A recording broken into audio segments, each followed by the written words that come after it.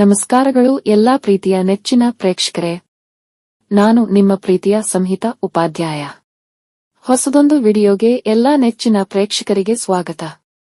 ನನ್ನ ಪ್ರೀತಿಯ ಪ್ರೇಕ್ಷಕರೇ, ನಿಮ್ಮಲ್ಲಿ ಕಳಕಳಿಯಾಗಿ ಬೇಡಿಕೊಳ್ಳುವ ಒಂದು ವಿಚಾರ, ಪ್ಲೀಸ್ ದಯವಿಟ್ಟು ನಮ್ಮ ಚಾನೆಲ್ಗೆ ಸಬ್ಸ್ಕ್ರೈಬ್ ಮಾಡಿ ನನಗೆ ನಿಮ್ಮ ಪ್ರೋತ್ಸಾಹವನ್ನು ತಿಳಿಸಿ.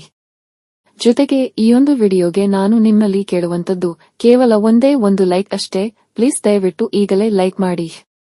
ಪ್ರಿಯ ಗೆಳೆಯರೇ, ಗೃಹಲಕ್ಷ್ಮಿ ಯೋಜನೆಗೆ ಸಂಬಂಧಿಸಿದಂತೆ ಸಾಕಷ್ಟು ಯೂಟ್ಯೂಬ್ ಚಾನೆಲ್ನಲ್ಲಿ ಗೃಹಲಕ್ಷ್ಮಿ ಯೋಜನೆಯ 12ನೇ ಮತ್ತು 13ನೇ ಕಂತಿನ ಹಣವು ಒಟ್ಟು ಮೊತ್ತ 4,000 ರೂಪಾಯಿಗಳು ಈಗಾಗಲೇ ಜಮೆಯಾಗಿದೆ ಎಂದು ಸಾಕಷ್ಟು ಯೂಟ್ಯೂಬ್ ಚಾನೆಲ್ಗಳು ಹಲವಾರು ವಿಡಿಯೋ ಮಾಡುತ್ತಿರುವರು. ಇದು ನಿಜವೇ ಅಂತ ನಿಮ್ಮಲ್ಲಿ ಹಲವರು ಪ್ರಶ್ನಿಸಿದ್ರಿ. ವೀಕ್ಷಕರೇ, ಗೃಹಲಕ್ಷ್ಮಿ ಯೋಜನೆಗೆ ಸಂಬಂಧಿಸಿದಂತೆ 12ನೇ ಮತ್ತು 13ನೇ ಕಂತಿನ ಹಣ ಜಮೆಯಾಗಿದೆ ಎಂಬುದು ಸುಳ್ಳು ಮಾಹಿತಿಯಾಗಿರುತ್ತದೆ.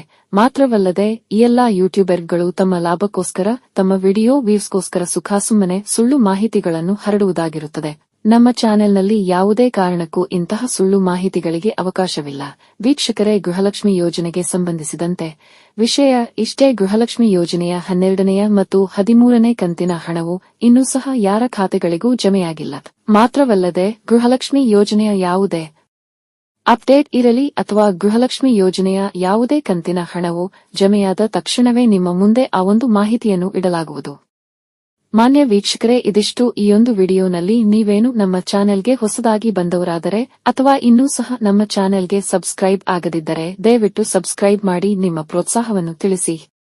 ಸಿಗುವ ಮುಂದಿನ ವಿಡಿಯೋನಲ್ಲಿ. ಅಲ್ಲಿವರೆಗೂ ಧನ್ಯವಾದಗಳು. ಇಂತಿ ನಿಮ್ಮ ಸಂಹಿತಾ.